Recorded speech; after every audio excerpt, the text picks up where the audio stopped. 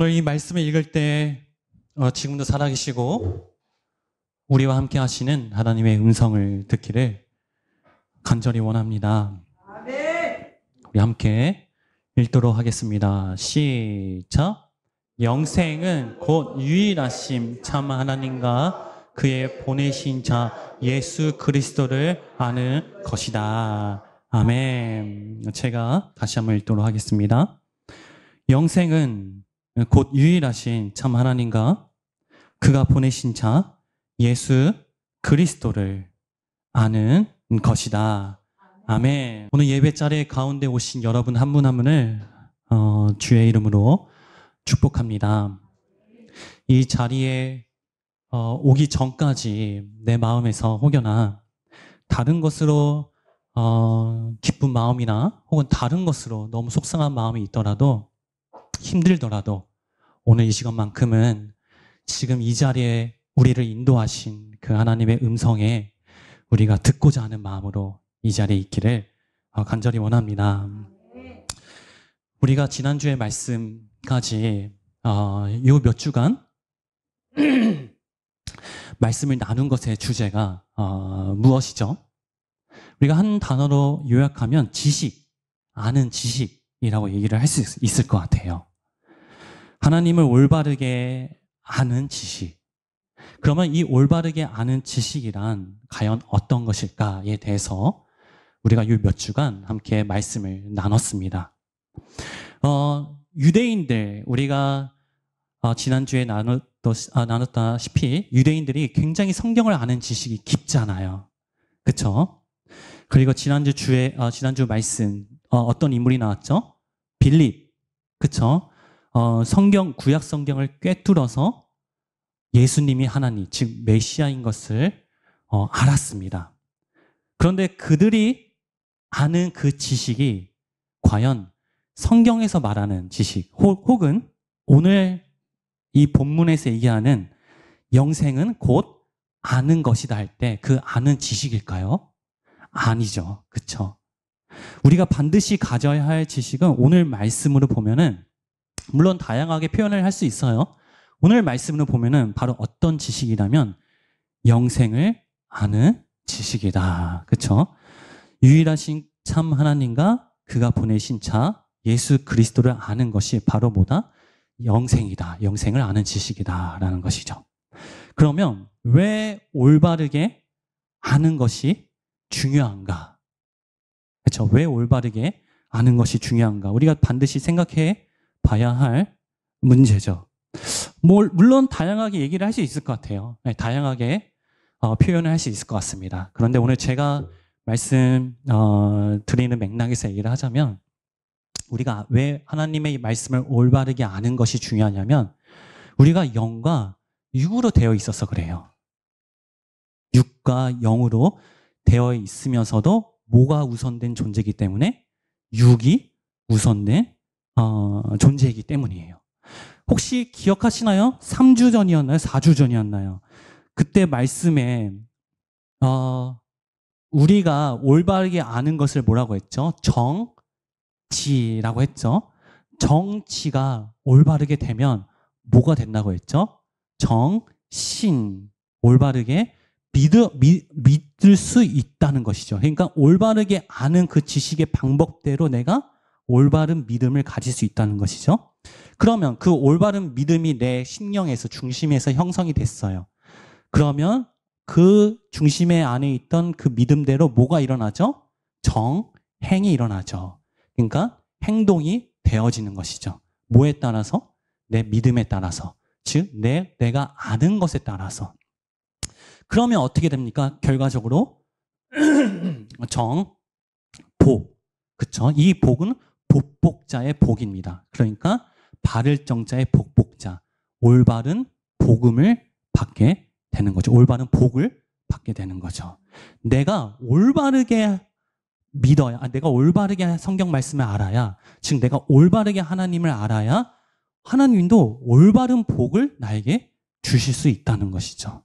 여기서 올바른 복은 뭘까요? 결국엔 바로 예수 그리스도 자체겠죠. 오늘 얘기를 하면 바로 영생입니다. 그렇죠? 그래서 바르게 알아야지 알고 있는 대로 바르게 믿고 그 바르게 믿은 대로 바르게 행하게 되고 바르게 행한 대로 바른 하나님이 주시는 바른 복을 받을 수 있게 되는 거죠. 이 원리가 어떤 원리라면은 영과 육으로 되어 있어야지 이루어질 수 있는 원리입니다. 그래서 중요한 게 뭐냐면 물론 우리 인간이 올바르게 하나님을 아는 지식이라는 것은 중요한 게 뭐냐면 내 온전한 정신이 있을 때, 즉 내가 건강할 때에 하나님을 올바르게 아는 것이 중요하다는 거예요. 무슨 말이냐면 육이 올바라야지, 육이 건강해야지 그 육이 올바르게 간 대로 내 안에 있는 심령, 내 영이 올바르게 갈 수 있다는 거예요. 간단하게 한번 생각해 볼까요? 식물인간, 그렇죠? 육이 온전치 않은, 즉 정신이 온전치 않은 사람은 잘 모르겠는데 정말 하나님의 특별한 은혜가 있어야지 하나님을 만날 수 있어요. 무슨 말이냐면 정말 내가 온전한 정신이 있을 때 그때 내가 하나님을 올바르게 알 수 있도록 창조하신 게 바로 육과 영, 즉 육우선되게 만들어진 인간이라는 것이죠. 여기서 육우선이라는 것은 내가 육적으로, 내가 정신적으로 온전한 정신이 있을 때 그때 우선돼서 내가 알고 있는 내 영이 하나님께 올바르게 갈 수 있다는 것이죠. 그래서 나이 드신 분들 중에 막 치매가 좀 있으시고 정신이 온전치 않으신 분들은 전 잘 모르겠어요. 정말 또한 하나님의 특별한 방법대로 분명히 역사하신다고 생각이 듭니다. 어쨌든 온전한 내가 정신일 때, 건강할 때 성경 많이 보고 하나님 많이 생각하고 하나님과 인격적인 관계가 형성이 되는 게 얼마나 중요한지를 우리는 성경의 원리에서 볼 수 있다는 것이죠. 그런데 이런 원리로 봤을 때 우리 한번 생각해 볼 문제가 있습니다. 종교에 대해서 한번 생각해 볼 것이 있어요. 여러분, 종교에서 종교에 보면은 뭐가 있냐면은 교주가 있죠, 교주. 즉 그 종교를 만든 사람, 창시자, 그렇죠? 그런 사람들이 있습니다. 그런 사람들이 굉장히 중요하게 여기는 게 뭔지 아세요? 바로 종교 경험이에요. 이걸 어떻게 여러분들이 알고 있는 걸로 얘기하면 뭔가 기적, 환상, 뭔가 신을 체험한 거, 그거를 굉장히 중요하게 여깁니다.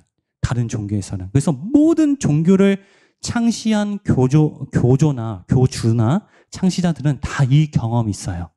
대표적으로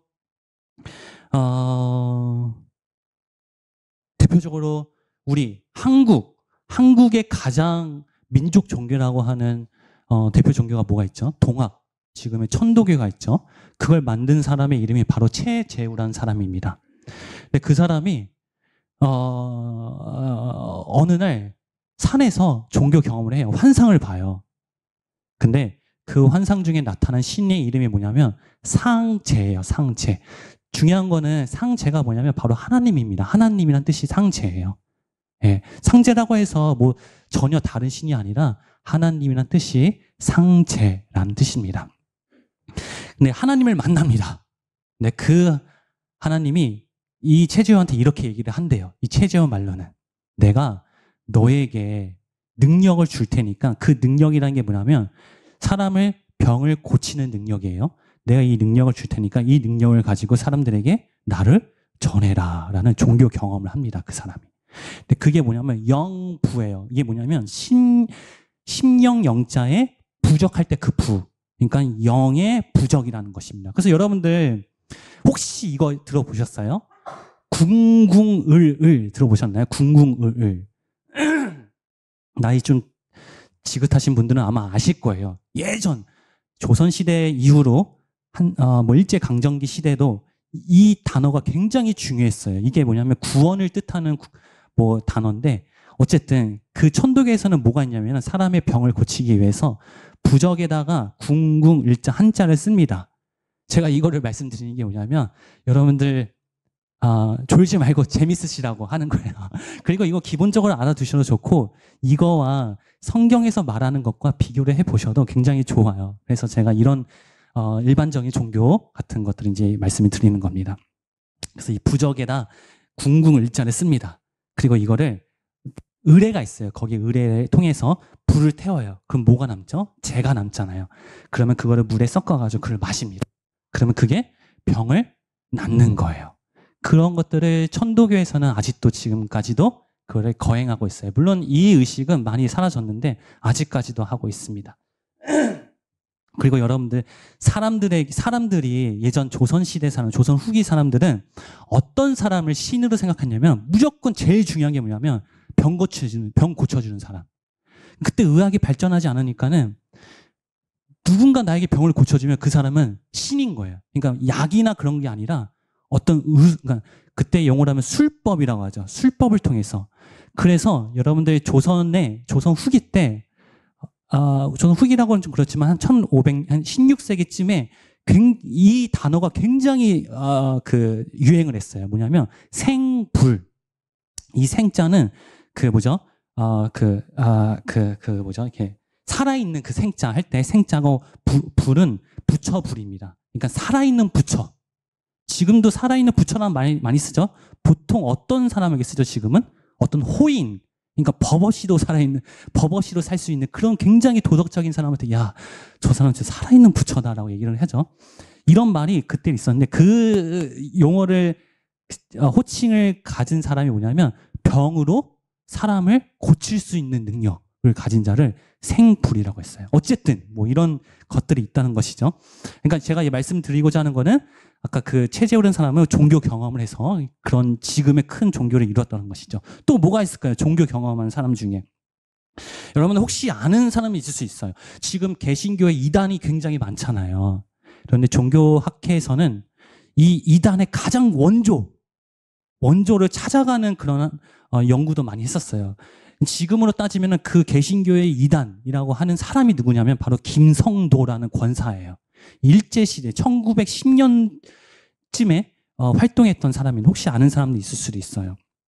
이 사람이 신령파라는 종교를 물론 지금은 없어졌어요. 그래서 그 사람의 계보로 따지면 그 사람이 원조고 그 사람이 했던 교리를 가지고 와서 쭉쭉쭉 나와가지고 지금 현대에 아직까지 존재하는 이만이나 통일교나 정명성이나 이런 것들이 계보가 이제 이루어지는 그 계보도가 있습니다. 어쨌든 그 김성도라는 사람도 종교 경험을 해요. 그 사람 말로는 이렇게 표현을 해요. 입신, 그러니까 들 입자에 귀신 신자, 그렇죠? 그러니까 그 신을 체험을 한 거죠. 그래서 그 신이 하나님이죠. 하나님이 자기한테 너는 새 주님이다 이렇게 말해줘서 그 신령파를 이제 포교를 했던 이제 그런 사람도 있습니다. 또 하나 뭐가 있을까요? 최근에 제가 이제 문헌을 제가 봤던 건데 박태선이라고 아시나요? 박태선 어디죠? 천부교죠. 천부교. 박태선은 1950년쯤에 활동했던 사람인데 여러분도 아실 거예요. 그때 1950년도에는 교회 건물이 물론 있지만은 그것보다는 약간 부흥 집회할 때 뭘 하죠? 천막 집회라고 하죠. 천막 집회를 굉장히 활동을 했던 사람이에요. 이 박태선 사람이. 근데 어느 날 이 사람 말로는 또 종교 체험을 합니다. 그 천막에 수많은 사람들이 집회를 하고 있는데 환상이 보인 거예요. 안개가 뿌옇하면서 이슬이 하늘에서 내리는 거예요. 그래서 그 이슬을 먹으니까 병이 났다라는 그런 종교 체험을 합니다. 그래서 이 사람이 뭘 만드냐면은 이슬성신이라는 걸 만들어요. 이슬성신. 이슬은 우리가 아는 그 이슬이고 성신은 거룩할 성자의 귀신신. 그러니까 성령을 얘기하는 거예요. 그러니까 그 성령이 준 이슬. 그래서 실제로 천부교에서는 물이 있어요. 이슬성신이라고. 그래서 그 물을 마시면 병이 난다라는 것이 있습니다. 물론 이런 지금 제가 언급한 이분들 말고도 현대 무당들이나 그쵸? 굿하는 사람들 보면은 보통 무당들이 다 뭘 하죠? 빙의라고 하죠. 그쵸? 귀신문을 받든지 혹은 그 뭐죠? 카시타스. 그러니까 그 영혼이 빠져나가는, 그러니까 그 사람 말로는 이제 그런 경험을 한다고 합니다. 그러니까, 근데 공통적으로 뭐냐면, 여러분들, 이 사람들이 다 얘기를 하는 게 뭐냐면, 물론 지금의 하나님을 올바르게 믿는 사람도 이런 기적적인 그런 환상을 체험한 분들도 분명 여기 계신 데 있을 거예요. 근데 공통적으로 뭐냐면 다 제정신이 아닌 상태에서 체험을 한 거예요. 제정신이 아닌 상태에서. 보통 환상이나 기적을 체험하는 거는 본 정신이 아니에요. 그쵸, 여러분들 생각해 보세요. 그쵸? 제정신이 아닌 상태, 즉 환상이나 기적은 하나님과 인격적인 관계를 형성하는 과정이 절대 아닙니다. 그러니까 하나님이 궁극적으로 자기 자신을 임마누엘 하시기 위한 목적이 아니라는 것이죠. 분명히 지금까지 제가 거론한 사람들도 어떻게 보면은 하나님이 핵심적으로 다 역사를 하신 거예요. 그 사람들에게. 그쵸? 근데 문제는 그 하나님은, 이들은 경험한, 자신들이 그 경험한 그 기적의 하나님 혹은 환상의 하나님을 어떻게 알고 있어요? 자신이 알고 있는, 즉 올바르게 알고 있다라고 믿고 있다는 게 문제라는 것이죠. 그렇죠? 그래서 기적뿐만 아니라 내가 만난 하나님, 내가 경험한 하나님을 그분들은 지금 신앙의 대상으로 섬기고, 그 신앙의 대상을 중심으로 만들어진 게 지금의 그죠? 종교라는 것이죠. 그러면 중요한 것은, 성경에서 중요한 것은 내가 경험한 하나님, 내가 만난 하나님이 중요한 게 아닙니다. 자, 제가 어떤 강의를 들었어요. 근데 그 교수님이 종교와 그 뭐죠? 성경, 그러니까 기독교라고 하지만은 저는 성경이라고 얘기를 하고 싶어요. 성경과의 본질적인 차이가 무엇인가에 대해서 얘기를 하시더라고요. 근데 저는 너무 공감이 됐어요. 너무 맞다라는 생각이 들었어요. 잘 보세요. 종교는 내가 하나님을 너무 사랑해. 다들 사랑하시죠? 하나님을 너무 만나고 싶어. 너무 만나고 싶어. 너무 하나님을 만나는데 고난과 환난과 너무 많아. 너무 장애물이 많아. 내가 그걸 다 겪고 이겨내고 인내하고 참아서 어머나 만났어. 하나님을. 그게 바로 종교입니다. 근데 성경은 이렇게 얘기를 하고 있어요. 내가 하나님을 너무 만나고 싶어. 하나님을 너무 사랑해. 너무 사랑해. 근데 나는 하나님을 만날 수 없구나. 나는 이 환난을 이길 수가 없구나. 나는 고난을 이길 수가 없구나. 나는 하나님을 찾을 수 없구나. 그게 내 심령 가운데 처절하게 나에게 온 거예요. 그래서 나는 하나님을 찾을 수 없습니다. 라고 할 때 찾아오신 것이 바로 성경에서 말하는 하나님입니다. 종교와 성경의 차이를 아시겠죠? 저는 이 말씀이 너무 공감이 됐어요. 제가 지금 종교학에서 거의 이제 연수제로 5년이 됐는데 딱 이걸로 요약이 된다고 생각이 들어요. 제가 항상 가지고 있던 이 마음이 요 표현이었어요. 내가 찾는 하나님은 종교의 하나님입니다. 근데 나를 찾아오신 하나님을 만나야 돼요. 내가 경험한 하나님, 내가 만난 하나님은 주체가 뭐죠? 내가요, 내가. 근데 나를 찾아오신 하나님, 나에게 오신 하나님, 그 하나님이 바로 올바른 하나님. 올바른 그 지식, 그러니까 올바른 하나님을 아는 지식이라는 것이죠. 자, 그러면 성경에서 한번 볼까요? 성경에서 창세기 3장 10절 한번 보도록 하겠습니다. 창세기 3장 10절 함께 읽어볼게요. 시작. 가로되 내가 동산에서 하나님의 소리를 듣고 내가 벗었으므로 두려워 숨었나이. 이 사건은 너무나 다 잘 아시는 사건이죠. 선악과를 따먹고 아담이 하나님을 두려워해서 숨은 것입니다. 물론 이 말씀을 가지고 우리가 다양한 표현으로 얘기를 할 수 있을 것 같아요. 근데 오늘 맥락에서 보면 다시 한번 그 말씀을 보여주세요. 제가 한번 여쭤볼게요. 왜 아담은 왜 숨었을까요? 왜 숨었을까요?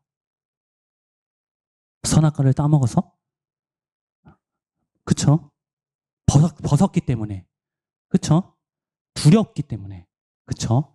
오늘 맥락에서 얘기하면 하나님의 소리를 누가 들었습니까? 내가 들었어요, 내가. 자, 하나님의 말씀은 내가 듣는 것이 아니라 들려지는 것이에요, 들려지는 거. 아담은 하나님의 말씀을 들렸어야 됐어요. 내가 들은 것이 아니라 들려야지 하나님을 만날 수 있는 겁니다. 자, 창세기 4장 1장 보도록 할게요. 시작. 아담이 그 아내 하와와 동침하매 하와가 잉태하여 가인을 낳고 이르되 내가 여호와로 말미암아 득남하였느니라. 자, 아담과 하와가 가인을 낳습니다. 근데 자, 말씀 다시 한번 보여주세요. 누가 득남하였다고 했죠? 내가 여호와로 말미암아 득남하였느니라. 내가 득남을 했다고 했어요. 그게 나온 게 누구죠? 가인입니다. 그쵸? 근데 가인이 하나님을 아벨을 죽이고 떠나죠. 그리고 나서 또 아담과 하와가 아기를 갖습니다. 4장 25절 똑같은 내용의 말씀이에요. 자, 보겠습니다. 시작. 다시 아내와 동침하며 그가 아들을 낳아 그 이름을 셋이라 하였으니 이는 하나님이 내게 가인이 주인 아벨 대신 다른 씨를 주셨다 합니다. 자, 중요한 게 말씀 보여주세요. 이번에는 셋을 가졌는데 누가 주셨다고 했죠? 주체가 하나님이 내게 주신 거. 그렇죠? 또 하나 보도록 하겠습니다. 창세기 22장 2절 시작. 여호와께서 가라사대 네 아들 네 사랑하는 독자 이삭을 데리고 모리아 땅으로 가서 내가 네게 지시한 거기서 그를 번제로 드리라. 이거는 하나님이 아브라함에게 이삭을 바치라고 말씀하신 거죠. 자, 누가 사랑하는 독자 이삭이죠? 네가 사랑하는, 즉 내가 사랑하는 이삭 독자. 이 말인즉슨 뭐 이 말씀은 여러분들 너무나 잘 아실 겁니다. 이 말인즉슨 아브라함이 그러니까 이삭을 하나님이 사랑하게 냈던 게 아니라 내가 이삭을 사랑하는 거예요. 내가. 말인즉슨 내가 하나님을 사랑하고 있다는 것이죠. 그죠? 중요한 게 뭐냐면 나와 하나님과의 관계에서 저를 포함한 여러분들 중에 어떨 때는 하나님이 정말 믿어지고 어떨 때는 하나님이 믿어지지 않는 그런 시간과 상황이 있을 수도 있어요. 그런데 한번 요걸 한번 생각해 봤으면 좋을 것 같아요. 내가 정말 하나님을 믿어지고 하나님과 나와 뭔가 지금 관계가 되는 것 같고 실제적인 동행이 이루어지는 것 같고 그럴 때 가만히 저를 한번 자기를 봤으면 좋겠습니다. 그런 상황과 환경과 감정으로 인해서 내가 하나님을 찾고 있는 경우들이 굉장히 많이 있어요. 그럴 때 보면은 이상하게 하나님이 믿어지지 않는 경우들이 많이 있습니다. 꼭 한번 살펴보시는 것도 좋을 것 같아요. 근데 하나님과의 나의 관계는 중요한 게 뭐냐면 내가 하나님을 찾아서 하나님이 들어오신 게 아닙니다. 하나님이 너무 힘들고 어렵고 고난 속에 혹은 말도 못하는 심정 속에 있을 때 그때 나를 찾아오신 그 하나님이 내 안에 계신 하나님이라는 것이죠.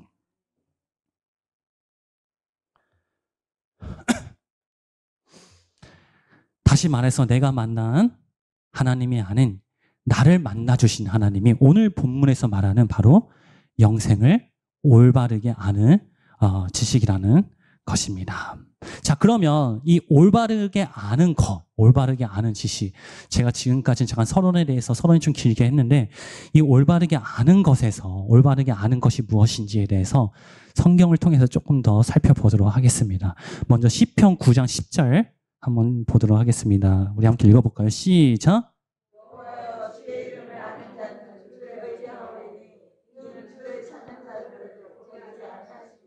자, 여기서 중요한 게 뭐냐면 누굴 아는 거요? 여호와 주의 이름을 아는 자. 여기서 중요한 게 뭐냐면 여호와라는 호칭이 굉장히 중요해요. 우리가 성경을 볼 때 한참 이제 우리가 호칭에 하나님이라는 호칭에 대해서 줄을 치면서 이제 성경을 보잖아요. 여호와라는 것은 맥락적으로 보면은 여호와라는 뜻이 뭐냐면 나의 하나님이라는 뜻입니다. 나의 하나님. 그러니까 신약, 즉 현대로 얘기하면은 내 안에 계신 하나님, 나와 인격적 관계를 가지신 하나님을 의미하는 게 바로 여호와라는 거예요. 그러면 오늘 여기서 말씀에서 여호와여 주를 아는 것이, 그렇죠? 다시 한번 말씀 보여주시겠어요?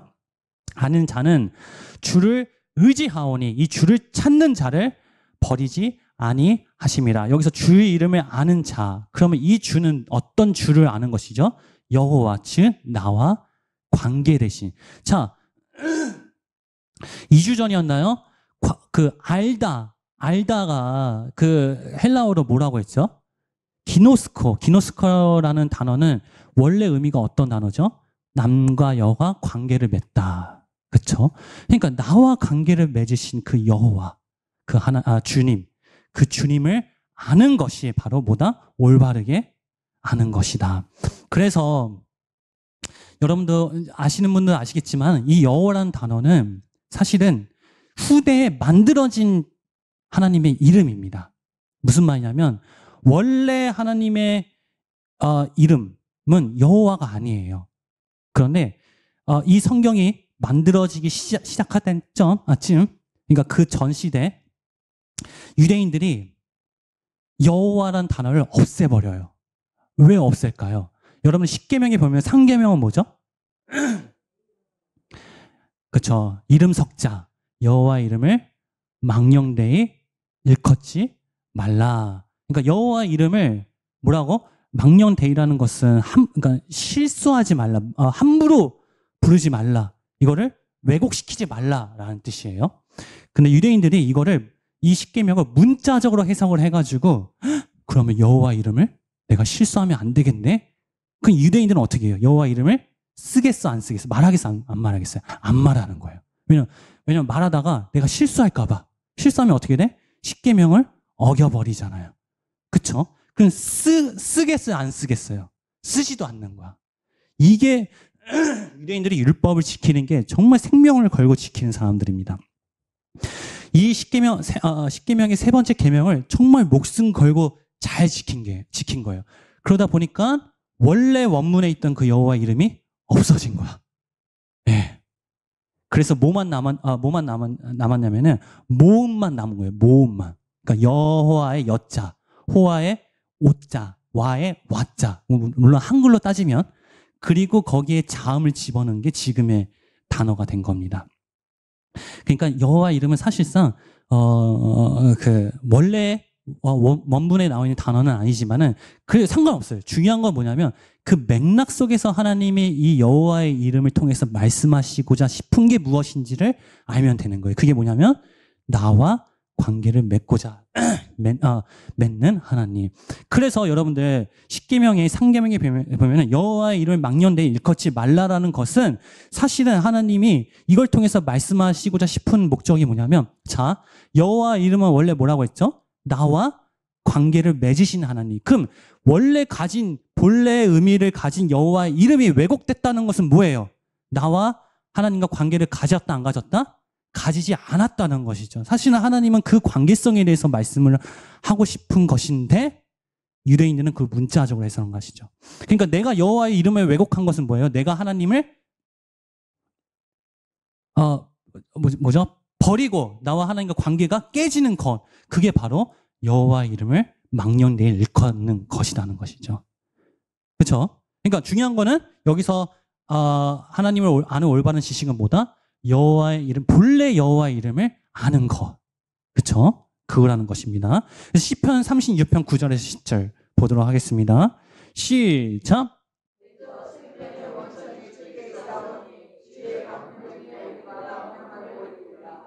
네, 주를 아는 자에게 주의 인자하심을 계속하시며 마음이 정직한 자에게 주를 베푸소서. 자, 여기서 주를 아는 자. 여기서 주는 아는 자는 어떤 주님이에요? 아까 구절에서 나온 것처럼 생명의 원천. 생명의 원천이신 주님. 생명의 원천이라는 것은 생명의 가장 근본, 근원이 되시는 주님이시죠. 그렇죠? 그러니까 하나님을 올바르게 아는 것은 곧 뭐다?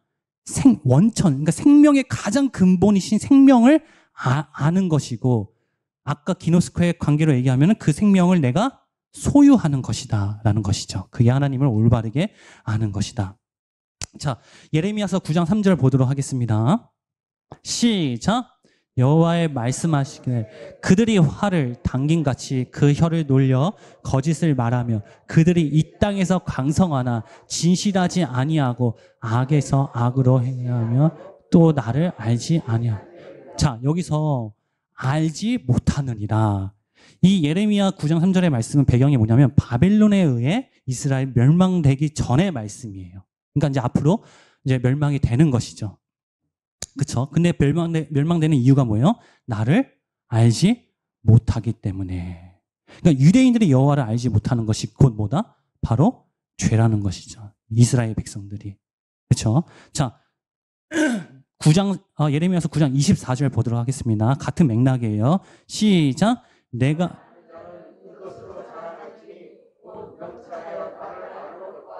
나 여호와는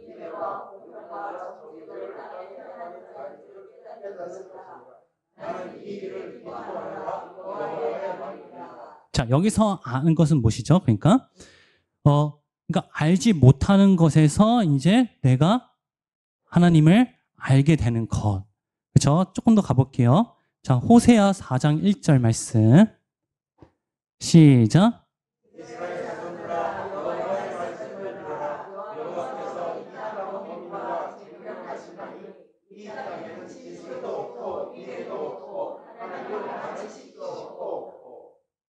그렇죠?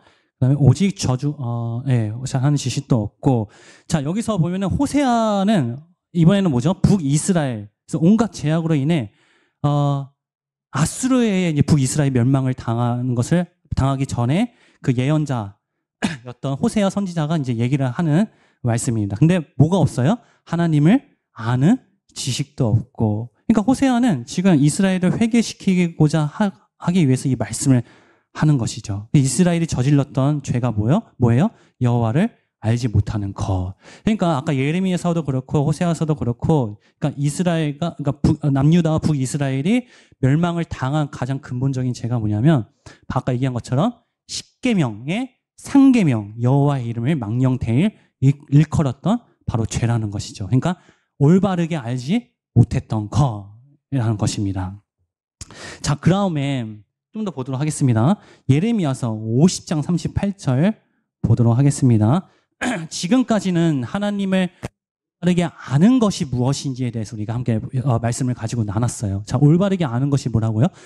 여호와, 즉 지금으로 어떤 예수 그리스도가 정말 나와 인격적인 관계로서 함께 하는 것.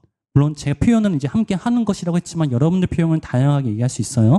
신령 가운데 함께 하는 것. 그것이 바로 뭐다? 하나님을 올바로 아는 것이다 라고 했습니다. 이번에는 올바르게 알지 못하는 게 성경에서는 무엇인지에 대해서 함께 보도록 하겠는데, 자, 지금까지 우리가 봤던 것에 대해서 올바르게 알지 못하는 것은 결국엔 죄의 근본이라는 뜻이에요. 죄의 원인, 가장 근원적인 죄라는 것이죠. 예레미야서 5장 38절 보도록 하겠습니다. 예레미야서 50장 38절 시작.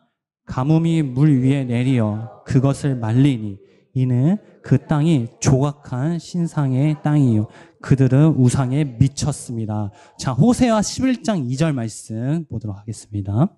시작.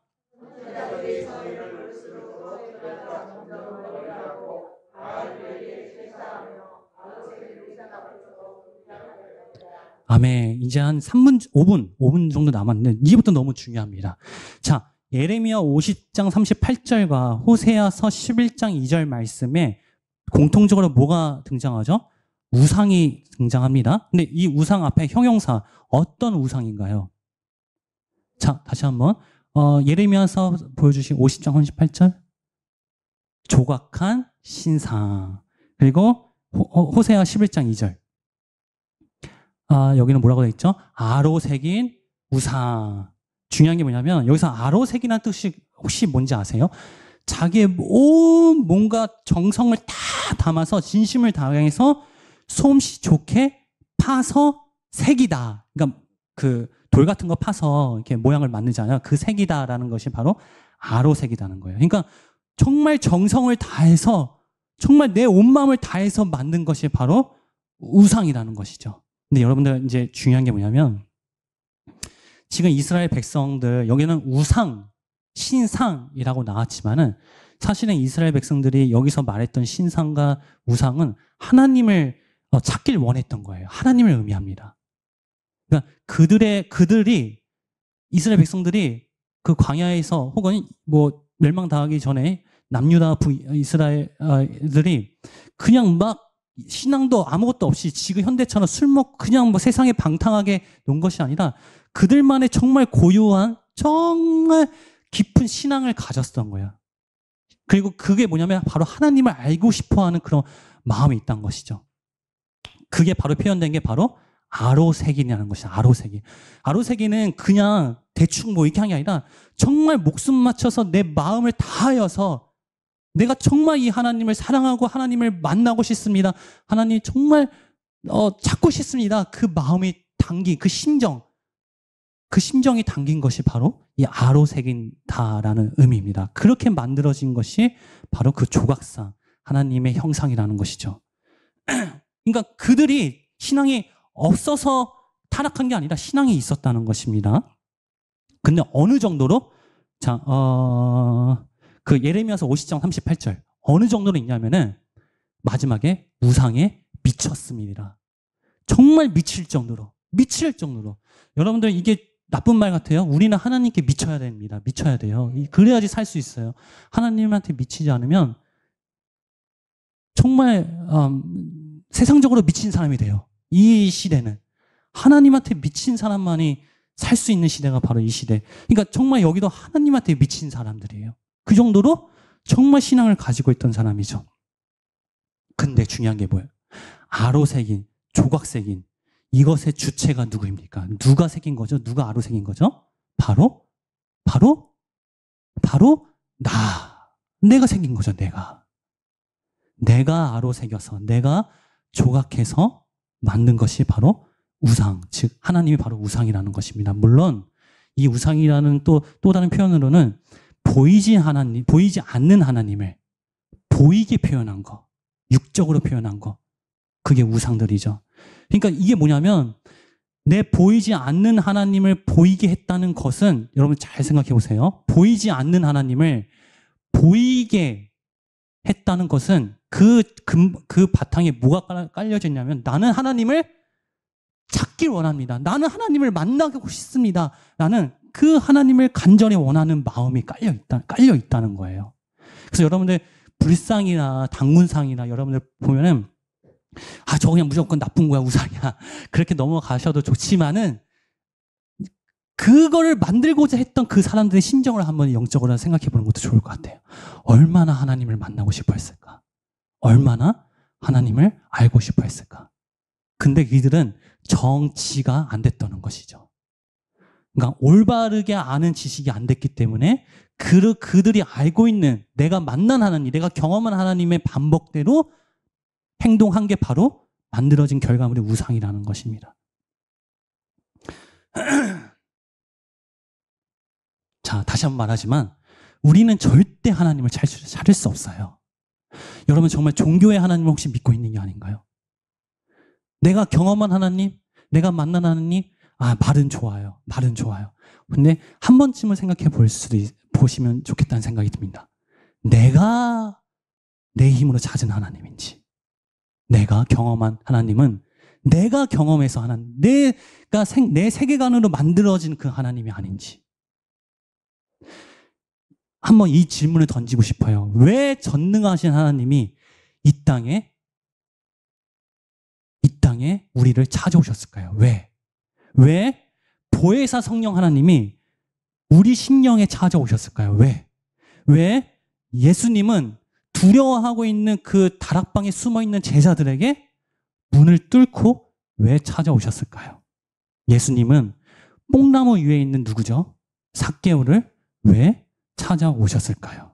예수님은 정말 그 죄인 중에 죄인 마태, 세리 마태에게 세간에 왜 찾아오셨을까요?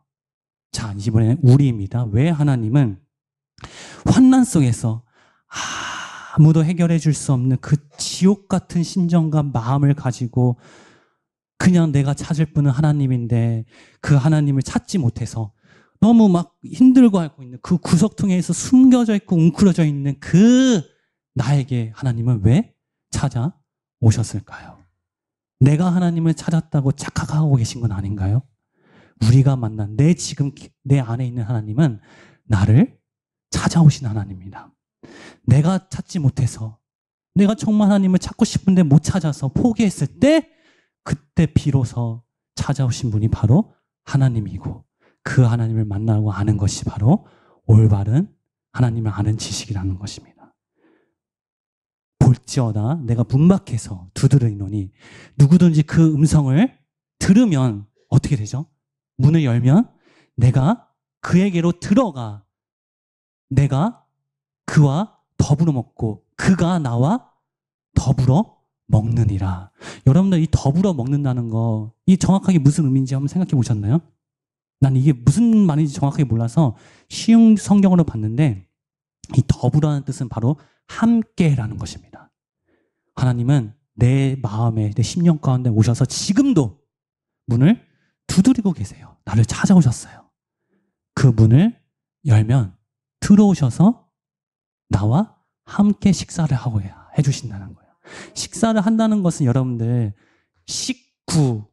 식구라는 의미를 아시죠? 뭐죠? 맞나? 함께 밥을 먹는다. 함께 밥을 먹는 게 바로 식구라는 의미입니다. 식구. 하나님이 우리와 식구가 되어주시는 거예요. 나를 찾아오셔서 나와 더불어 먹고 그도 나와 더불어 먹고 나도 그와 더불어 먹느니라.